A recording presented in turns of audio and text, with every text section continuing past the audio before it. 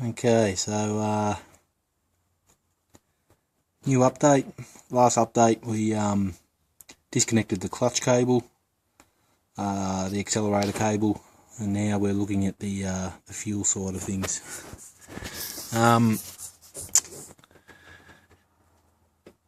Best thing to do, I find, is just to basically grasp what is connected to the flywall, the sidewall, to the engine, and that's what you basically need to disconnect.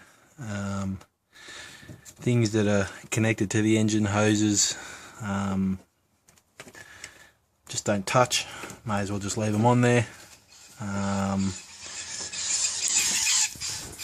think the next step will be to disconnect the there's some electrical wires, this plug here, that can come off, and basically the water temperature wire, one yellow wire running to the underneath the manifold. You'll find there's another wire that goes down the bottom there to the oil pressure sender. We'll take that off as well, and yeah, and then we'll start on this, just the fuel sides into the mechanical fuel pump. We might even just take it off from the pump itself. Make life easier, we'll just leave it all on the wall and then decide what we're going to do with it once we're got the other engine over to put in. So yeah, we'll do those few things and come back with another update. Okay, so I've basically just taken off this fuel line here. This one, a bit hard to see down there. Just goes down the back there to that line there, which obviously runs right up the back of the fuel tank. Also going to take off this one, which runs from this pot down around onto the top of this fuel canister filter,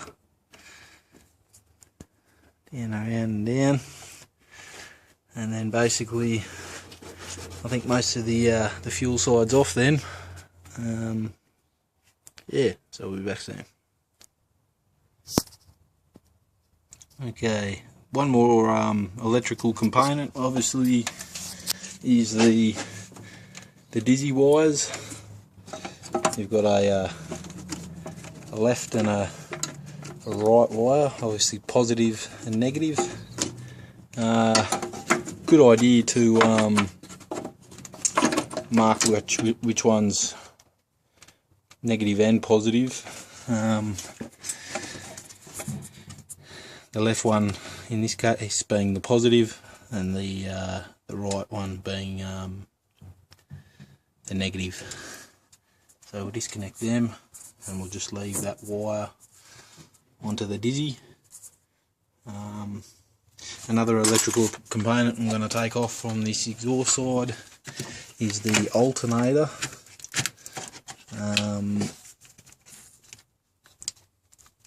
Basically you'll have a 10mm nut, it could even be, yeah, I think it's 10mm, and a plug.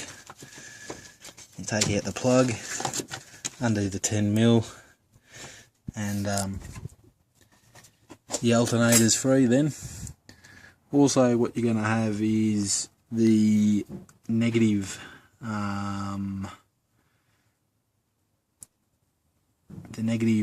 wire that runs, or the positive wire, sorry, that runs to the starter motor. You'll need to disconnect it from the from the starter motor, which is on the inlet side, from that there. But we'll get a better look at that when we get it out. When I get it out. And yeah, basically get that out, and then I'm going to start on the gearbox, periodically taking off the gearbox bolts / nuts.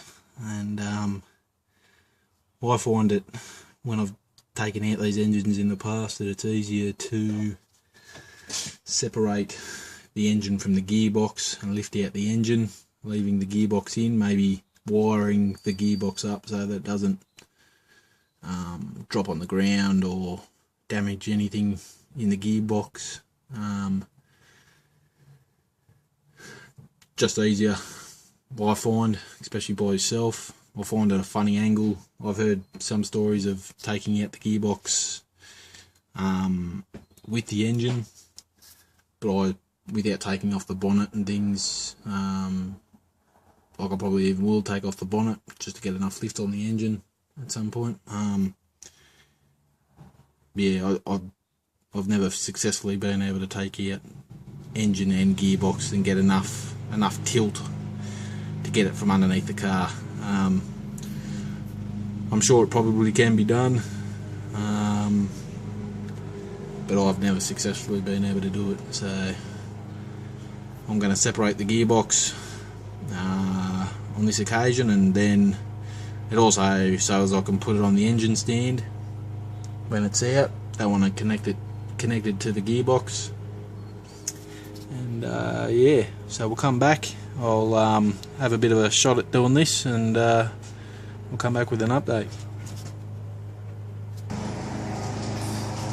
Okay, so I'm basically starting on the gearbox bolts. Bit of a tip and a trick is, if you, when you start from one point, pick a bolt. I've started with this one here, taking it out, and I might go downwards and around.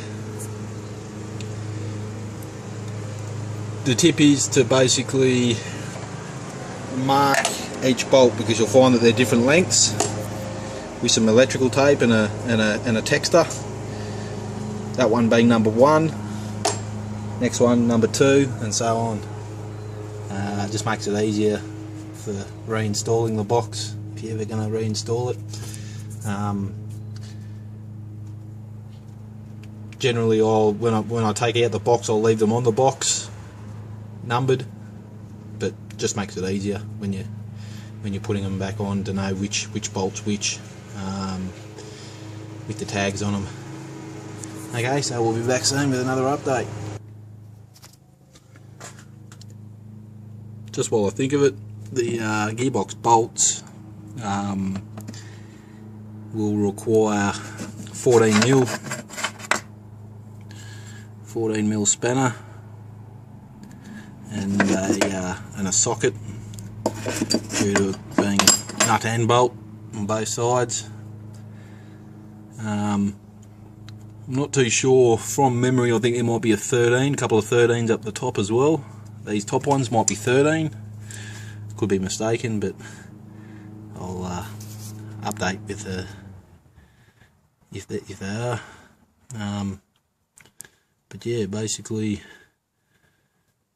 yeah. So this is the last update for this vlog, and we'll come back once we've got most of them out.